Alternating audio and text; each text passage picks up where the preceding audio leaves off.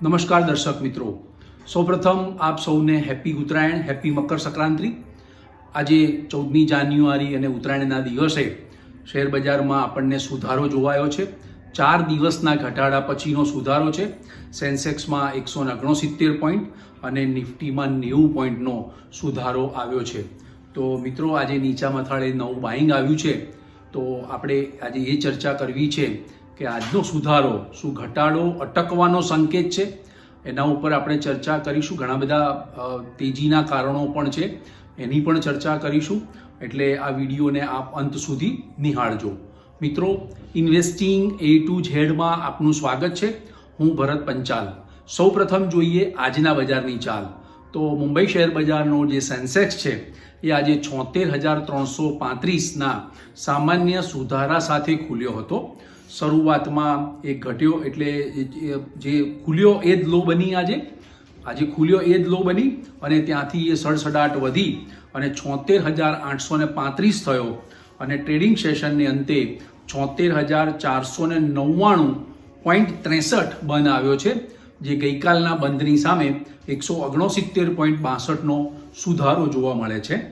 National stock એક્સચેન્જનો Nifty index 23,165 ખુલ્યો। શરૂમાં એ ઘટી 23,134 થયો, ત્યાંથી વધીને 23,264 થઈ અને ટ્રેડિંગ સેશનને અંતે 23,176.05 ઉપર બંધ રહ્યો છે, જે 90.10નો સુધારો જોવા મળે છે। આજે એડવાન્સ ડેક્લાઇન રેશિયો સંપૂર્ણપણે પોઝિટિવ રહ્યો છે। 2117 સ્ટોકના ભાવ વધ્યા છે, 706 સ્ટોક ઘટીને આવ્યા છે, 65 સ્ટોક છે એ અનચેન્જ રહ્યા છે। નિફ્ટી 50માં 34 સ્ટોક વધ્યા છે, 16 સ્ટોક ઘટ્યા છે, 1 અનચેન્જ છે। આજે 14 શેર છે એ 52 વીક હાઈ ઉપર બંધ છે અને 152 સ્ટોક છે એ 52 વીક લો નીચે બંધ છે। આજે 124 સ્ટોકમાં અપર સર્કિટ આવી અને 111 સ્ટોકમાં લોઅર સર્કિટ આવી। સૌથી વધુ ગગડેલા અને સૌથી વધુ ઉચકાયેલા શેર ઉપર નજર કરીએ તો આજના ટોપ ગેઇનર્સ છે Adani enterprise, Adani port, Shriram finance, NTPC, Hindalco. અને આજે સૌથી વધુ ગગડેલા શેર છે HCL technology, Hindustan Unilever, Apollo hospital, Titan અને ઇન્ફોસિસ। મિત્રો, ગઈકાલે મોડી રાત્રે ડાઉજોન્સ ઇન્ડેક્સ હતો એ સુધરીને આવ્યો હતો, એટલે એની પાછળ ડાઉજોન્સ 358 પોઈન્ટ પ્લસ હતો, 42,297। એની પાછળ આજે એશિયાના તમામ સ્ટોક માર્કેટ પ્લસ હતા, સિવાય કે જાપાનનો ઇન્ડેક્સ, જાપાનમાં 3 દિવસની રજા હતી, ત્યારબાદ આજે જાપાનમાં 716 પોઈન્ટનું ગાબડું પડ્યું છે। બાકી એ સિવાયના તમામ એશિયાના બજારો સુધારા પર હતા। આજે ડાઉજોન્સ ફ્યુચર પણ 79 પોઈન્ટ પ્લસ ચાલતું હતું, એટલે આજે બજારમાં મેટલ શેરોની આગેવાની હેઠળ આજે સમજો ને કે PSU, બેંક, એ બધા સ્ટોક્સમાં આપણને સેક્ટરમાં એનર્જી, ઓટો, ફાર્મા, એ બધા સેક્ટરમાં આજે નવું બાઇંગ નીચા મથાળે જોવા મળ્યું હતું। મિત્રો, સ્મોલ કેપ અને મિડ કેપ ઇન્ડેક્સ છે, એટલે સ્મોલ કેપ અને મિડ કેપ સ્ટોક્સ છે આઉટ પરફોર્મ કરી રહ્યા છે। આજે સેન્સેક્સ અને નિફ્ટીના સ્ટોક કરતાં મિડ કેપ ઇન્ડેક્સમાં 2.3%નો ઉછાળો છે અને સ્મોલ કેપ ઇન્ડેક્સમાં 1.77%નો ઉછાળો છે। એટલે સ્મોલ કેપ અને મિડ કેપ સ્ટોકમાં આજે સારું એવું નવું બાઇંગ જોવા મળ્યું છે, એની પણ આપણે ચર્ચા કરીશું। બીજો મિત્રો, એક પોઝિટિવ ફેક્ટર્સ છે। એક ડિસેમ્બર મહિનાનો રિટેલ ઇન્ફ્લેશન આવ્યો છે, એ કન્ઝ્યુમર પ્રાઇસ ઇન્ડેક્સ 5.48%થી ઘટી અને 5.22% આવ્યો છે। બીજું, આજે જથ્થાબંધ મોંઘવારીનો દર પણ જાહેર થયો છે, જો કે જથ્થાબંધ WPI છે એ વધીને આવ્યો છે, 1.89%થી વધીને 2.37% આવ્યો છે। એટલે બંને ઓલ્ટરનેટ છે, એક ઘટ્યો છે અને એક વધ્યો છે। બીજું મિત્રો, IPOનું લિસ્ટિંગ પર એક નજર કરી લઈએ તો આજે એક ક્વાડ્રન્ટ ફ્યુચર્સ નામનો IPO આવ્યો હતો, 195 ટાઈમ્સ ભરાયો હતો, કંપનીએ 290 રૂપિયામાં શેર આપ્યો હતો, BSEમાં 374 રૂપિયામાં લિસ્ટિંગ થયું, 29%નો લિસ્ટિંગ ગેઇન મળ્યું છે, પણ એનો શેરનો ભાવ વધીને 380 ઉપર નીકળી ગયો, અપર સર્કિટને સ્પર્શી ગયો અને 31%નો શેર હોલ્ડરોને નફો મળ્યો છે, જેને શેરો લાગ્યા એને। મિત્રો, કેટલાક કોર્પોરેટ ન્યૂઝ પર આવી જઈએ। આજે HCL ટેકનોલોજી, TCS પછીનું IT કંપનીઓમાં HCL ટેકનોલોજીનું અનુમાન મુજબનું જ પરિણામ આવ્યું છે। એનો જે ડોલર રેવન્યુ છે એ 2.6% વધી છે અને કોન્સ્ટન્ટ કરન્સી જે રેવન્યુ ગ્રોથ છે એ એ 3.8% રહ્યો છે. માર્જિન અનુમાન કરતાં વધુ સારું રહ્યું છે, 90 BPS વધીને 19.5% રહ્યું છે. અને સીસી રેવન્યુ ગ્રોથના ગાઈડન્સની અપર બેન્ડમાં કોઈ ફેરફાર નથી કર્યો, પણ સીસી રેવન્યુ ગ્રોથના ગાઈડન્સમાં લોઅર બેન્ડમાં ફેરફાર કર્યો છે અને નીચે લઈ ગયા છે. એની બજાર ઉપર અસર જોવા મળી. એટલે આજે HCL ટેકનોલોજીના શેરમાં ઉપરમાં ભારે વેચવાલી જોવા મળી. એટલે HCL ટેકનોલોજીના શેરનો ભાવ આજે ઘટીને આવ્યો હતો. એન્જલ વન બ્રોકિંગ હાઉસ છે આનંદ રાઠી, અને એન્જલ વન બંનેના પરિણામો છે. તો F&Oમાં શક્તિ જે કડક નિયંત્રણો મૂક્યા છે સેબીએ, એટલે એન્જલ વન એની રેવન્યુ 16% ઘટી છે અને એનું માર્જિન છે એ 5% પ્રેશરમાં આવ્યું છે. આનંદ રાઠીએ એની સામે આનંદ રાઠીએ રેવન્યુ અને નફાના ગાઈડન્સમાં વધારો કર્યો છે, અને આનંદ રાઠીએ એક બોનસ શેરની જાહેરાત પણ કરી છે, જે આનંદ રાઠીના શેર હોલ્ડરો માટે ખુશ ખબર છે. બીજું મિત્રો, HDFC AMC એના ક્વાર્ટર 3ના પરિણામો આવ્યા છે. એનો નફો છે 488 કરોડથી વધીને 641 કરોડ આવ્યો છે, અને કોન્સોલિડેટ આવક છે એ 671 કરોડથી વધી અને 935 કરોડ આવી છે. એટલે HDFC AMCનું પરિણામ ખૂબ સારું આવ્યું છે.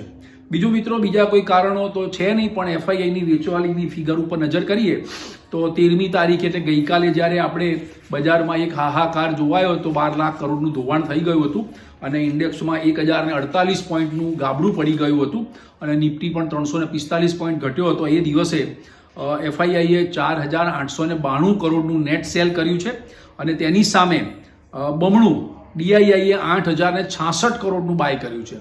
એટલે આ બહુ મોટી ફિગરો છે બંને. અને ટોટલ જોઈએ તો FIIએ 2025ના વર્ષમાં ટોટલ 9 ટ્રેડિંગ સેશનમાં 26,250 કરોડનું નેટ સેલ કર્યું છે. તેની સામે DIIએ અને મ્યુચ્યુઅલ ફંડોએ 32,281 કરોડનું નેટ બાય કર્યું છે. ગઈકાલના જે મંદીના ફેક્ટર્સ હતા, ક્રૂડ ઓઇલ આજે ઘટ્યું છે 78.57 પર, બ્રેન્ટ ક્રૂડ પણ ઘટ્યું છે 80.72, ડોલર ઇન્ડેક્સ પણ ઘટીને આવ્યો છે 109.58, અને ડોલર સામે રૂપિયો 6 પૈસા મજબૂત છે 86.66 ઉપર. એટલે આ બધા નેગેટિવ ફેક્ટર ગઈકાલે હતા, પણ એ બધામાં રિકવરી આપણને જોવા મળી છે. એટલે બજારમાં પણ આપણને આજે સુધારો જોવા મળ્યો છે. મિત્રો, આજનો જે સુધારો છે શું એ ઘટાડો અટકવાનો સંકેત છે? તો હજી કંઈ કહી શકાય નહીં. 14મી જાન્યુઆરી આજે છે, એની ઉત્તરાયણની કેન પડવાની છે. મેં 2 દિવસ પહેલાં વિડીયો બનાવ્યો હતો, અને ગઈકાલે પણ કહ્યું હતું કે 14મી જાન્યુઆરીને ઉત્તરાયણની કેન પડશે. આજના હાઈલો સેન્સેક્સ, નિફ્ટીના અને પર્ટિક્યુલર સ્ટોક વાઇઝ એના હાઈલો આપ લખી રાખજો. જે બાજુ બજાર જશે એ બાજુ બજાર જશે. એટલે જો નીચામાં કપાય તો નીચે જશે, અને ઉપરમાં જાય તો ઉપર જશે બજાર. એટલે આજના જે લેવલ્સ છે એ ખૂબ અગત્યના ધ્યાનમાં રાખવાના રહેશે. જો કે બજારમાં ઘટવાનો ચાન્સ મને થોડો ઓછો લાગે છે, કારણ કે તેજીના ઘણા બધા કારણો છે, આશાવાદ પણ છે. ક્વાર્ટર 3ના પરિણામો ક્વાર્ટર 2 કરતાં તો સારા આવશે. બીજું, FIIની વેચવાલી પણ થોડી અટકશે, કારણ કે 1 ફેબ્રુઆરીએ બજેટ આવી રહ્યું છે, યુનિયન બજેટ આવશે.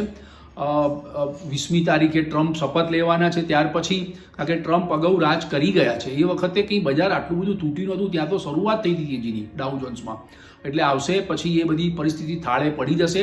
અત્યારે ટેરિફનો ભય છે, મોંઘવારી વધવાનો ભય છે ત્યાં આગળ, પણ 20મીએ શપથ લેશે પછી એમની નાણાકીય નીતિ શું આવે છે એના ઉપર બજારની ચાલનો આધાર રહેશે.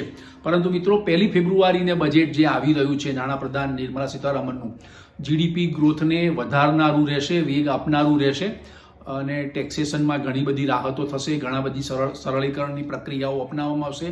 વિદેશી રોકાણ જે જઈ રહ્યું છે એ પાછું આવે એના માટેના પ્રયત્નો પણ હશે. કન્ઝમ્પશન વધે એના માટેના પણ પ્રયત્નો હશે. એટલે હવે પછી બજારમાં પ્રી બજેટ રેલીની શરૂઆત થાય તેવું મને લાગી રહ્યું છે. એટલે આપ ખાસ કોશિયસ રહેજો બજારમાં. હમણાં નીચામાં બહુ વેચવું નહીં. હું તમને સ્ટોપ લોસ આપી રહ્યો છું.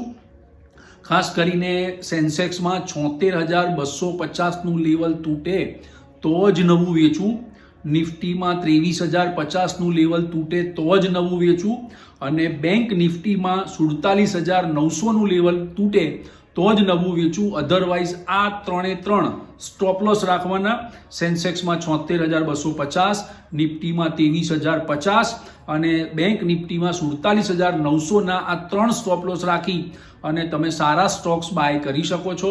પ્રી બજેટ રેલીનો પ્રારંભ થાય તો મેં અગાઉ પણ તમને સેક્ટરો આપ્યા હતા, કન્ઝ્યુમર ગુડ્સ, રિયાલિટી ઇન્ફ્રાસ્ટ્રક્ચર અને રેલવેને લગતા સ્ટોક્સ અને ડિફેન્સ સેક્ટર્સ.